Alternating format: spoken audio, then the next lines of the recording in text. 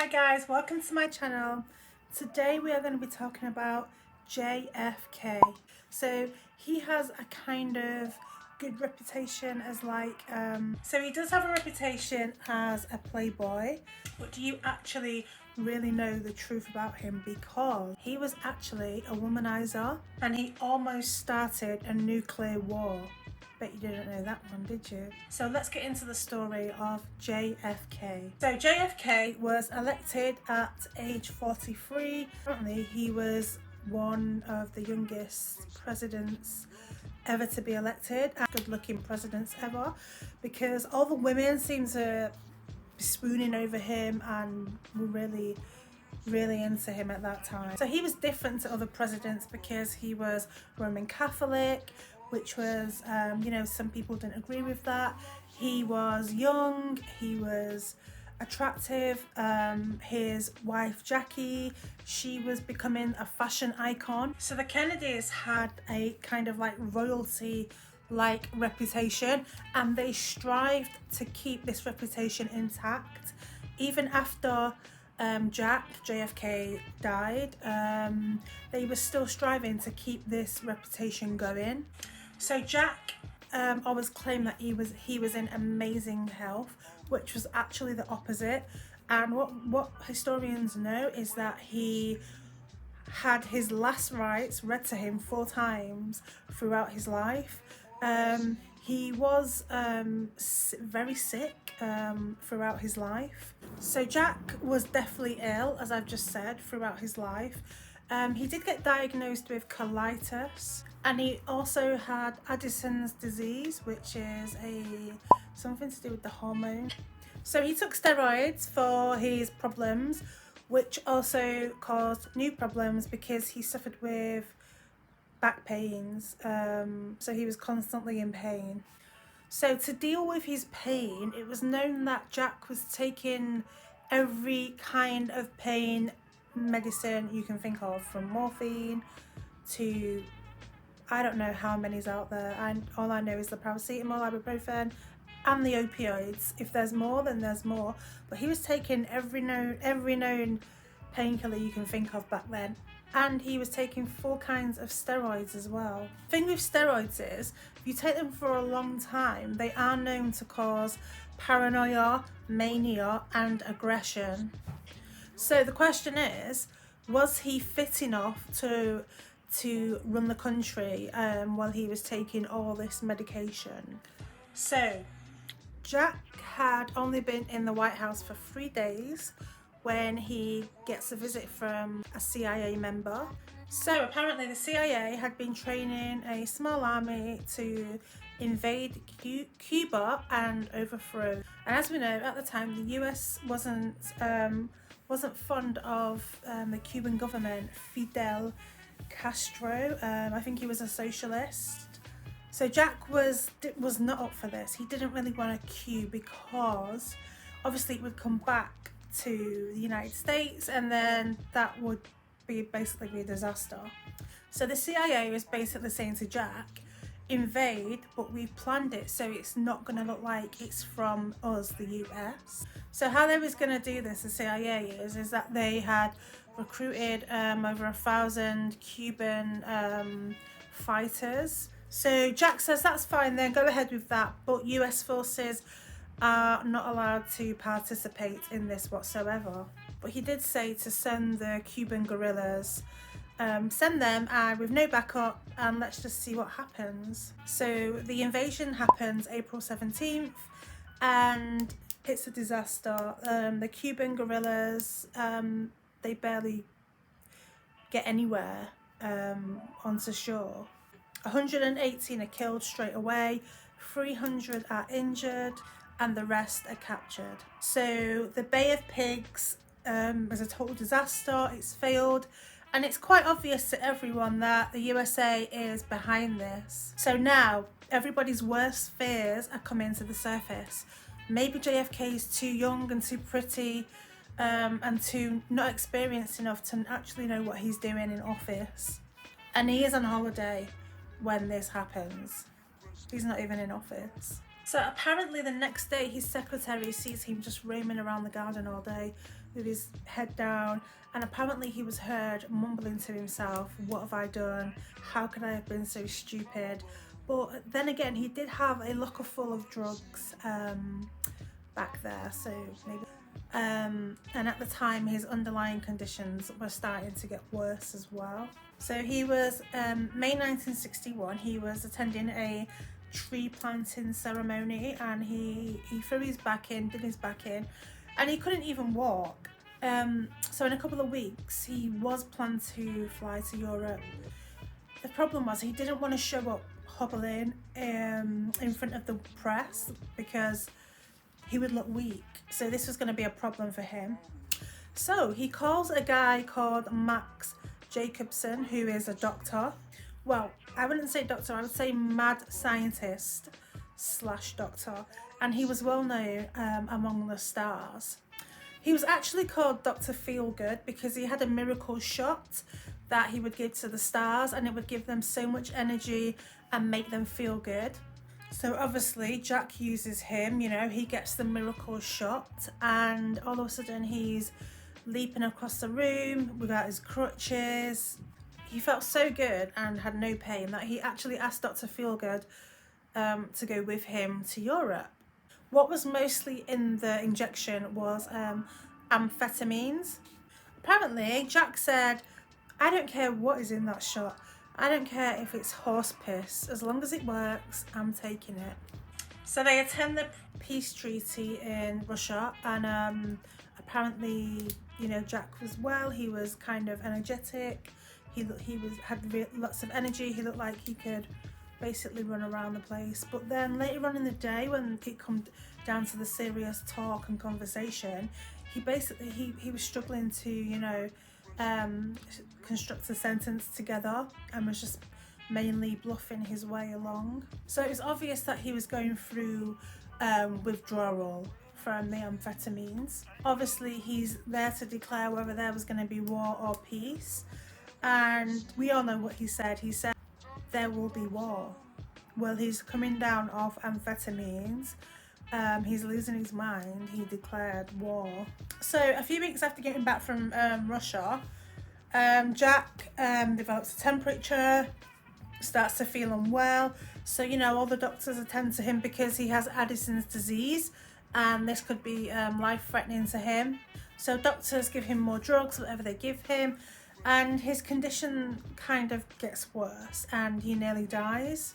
But meanwhile, the public are being told that he has a minor viral infection, and the public, nobody knows that he's actually on his deathbed. He has a sexually transmitted disease. He almost died from an STD. But the question we all want to know is, how did he get this STD? Because he's married to Jackie, isn't he? What we do find out though is that JFK is sleeping with every single woman in the Beltway.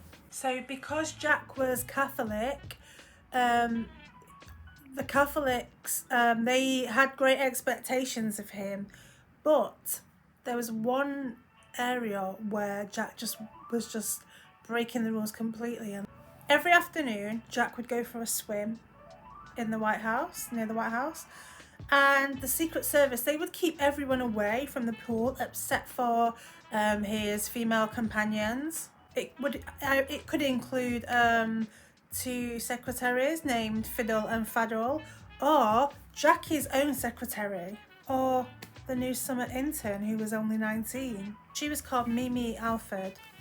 On her 4th day of working for the president, she gets a phone call from Dave Powers, who is the president's right-hand man, and he says to her, would you like to go for a swim?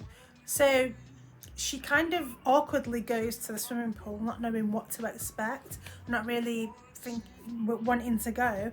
So she gets to the pool and she sees Fiddle and Faddle are there. So she gets in, not thinking, oh, well, this just is probably what everybody does here. And then the president turns up, and then everyone's having fun, swimming, and really nothing happens. But the next day, after her work day's finished, Dan, the right-hand man, says to her, can you come upstairs to the 2nd floor?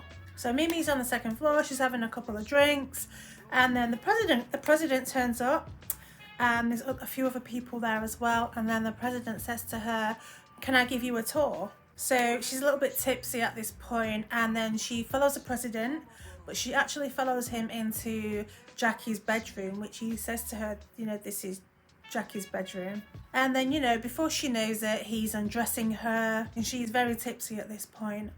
She doesn't describe it as being assaulted. She describes it as he is abusing his power. She's only 19, he's a president. She felt like she couldn't say no thank you, because if she would say that, then her entire career would probably be over. So she describes it as she felt wanted by the president. He was so good looking, so charming. He basically got what he wanted, got any woman he wanted. She felt privileged, but at the same time, it was still an abuse of power. And she had to keep her career. But she went back to work the next day anyway, and the affair kind of carried on the whole time that Jack was in power. So obviously she wasn't the only one. He had girls there every day. They used to go with him on his business trips. And we all know he had a famous brief fling with Marilyn Monroe.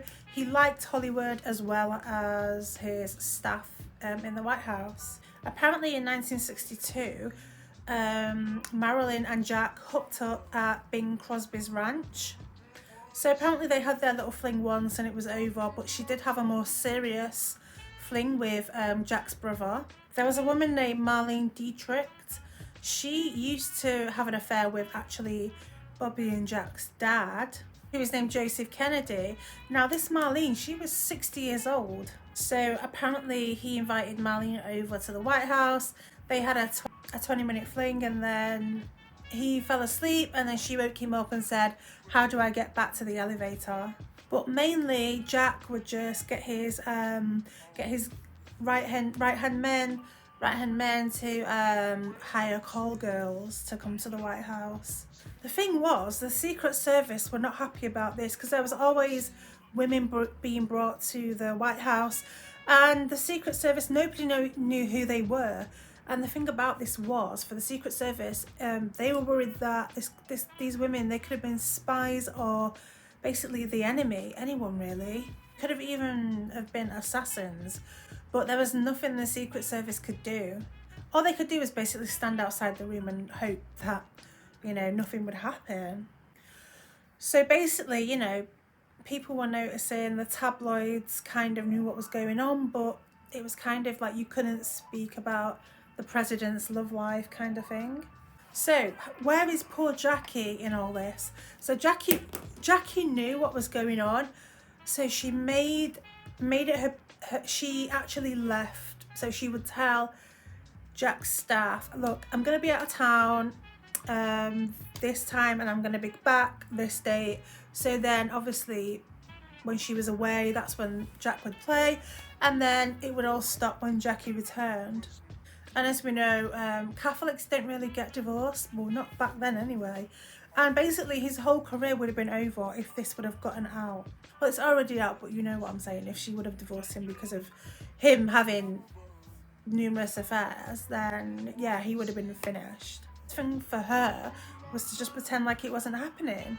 But one time, Jackie was given a tour to a French reporter, and they walked past the secretary of the White House, and apparently Jackie has turned around and said, "This is the girl who's having an affair with my husband." And on another occasion, Marilyn Monroe actually called Jackie and confessed to her that she was sleeping with her husband.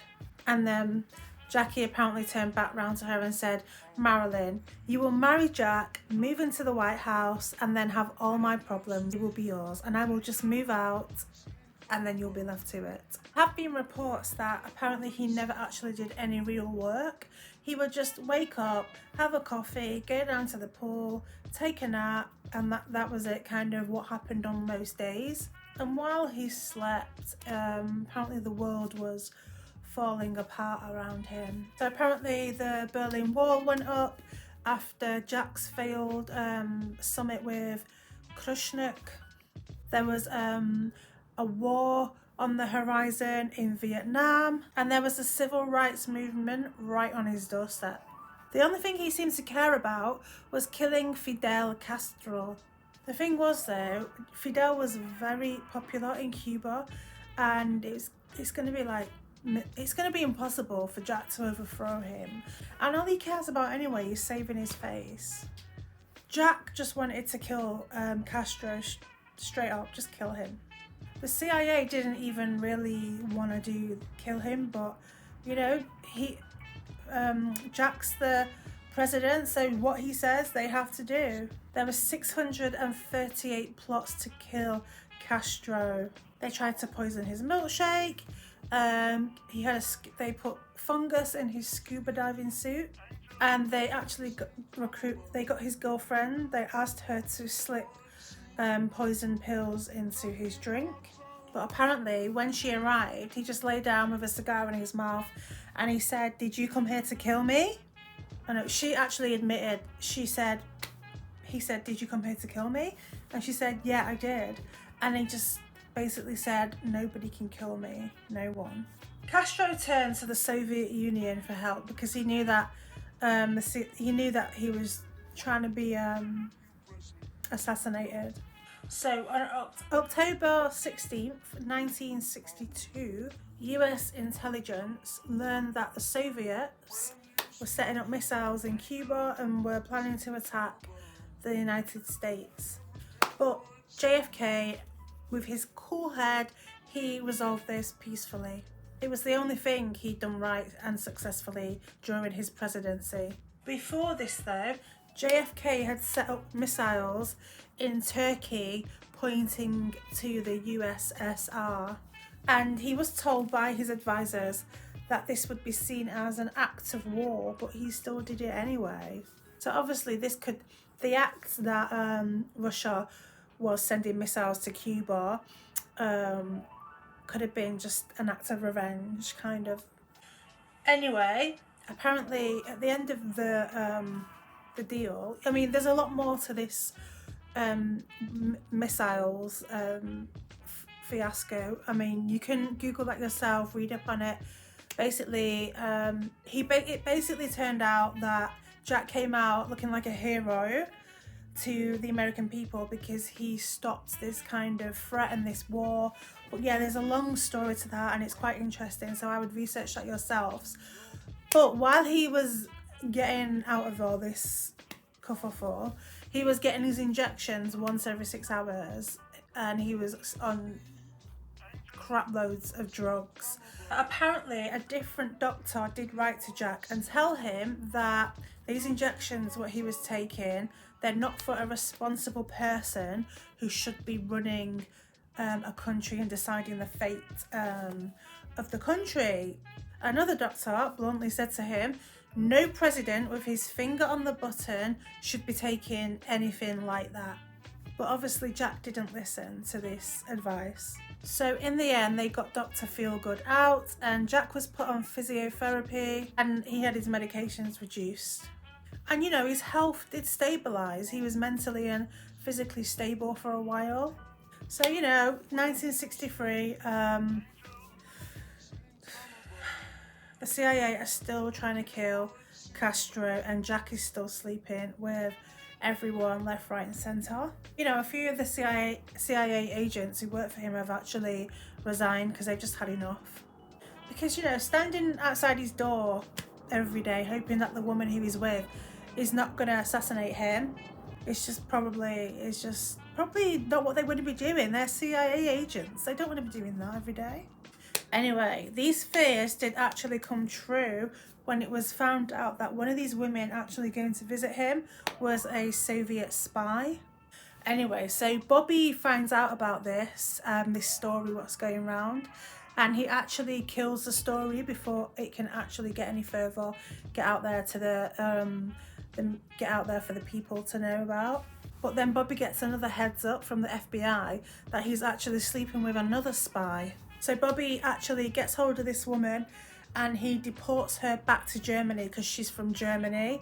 But the Senate, they open an investigation. So Bobby has to actually beg beg officials to, you know, say to them, look, no spy has ever been to the White House.